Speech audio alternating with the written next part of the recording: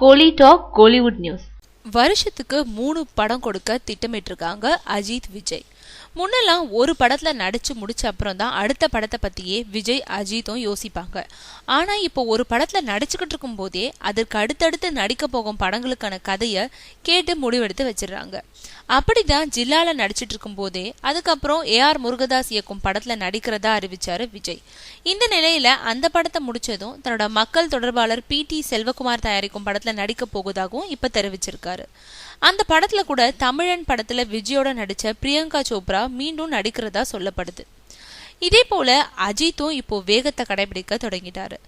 ஆரம்பம் படத்துல நடிச்சிட்டு இருக்கும் போதே அதுக்கடுத்து சிறுத்தை சிவா இயக்கத்துல நடிக்க போவதா சொன்னவரு இப்போ அவர் இயக்கியுள்ள வீரமும் வெளியாகி இருக்கிற நிலையில அடுத்து கௌதம் மேனன் இயக்கத்துல நடிக்க இருக்காரு.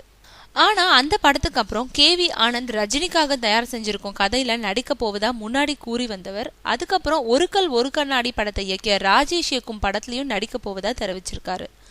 ஆக ஒரு படத்துல நடிச்சுக்கிட்டு இருக்கும் போதே அதுக்கப்புறம் நடிக்க இருக்கும் 2 புதிய படங்களையும் விஜய், அஜித் 2 பேருமே அறிவிச்சிருக்காங்க.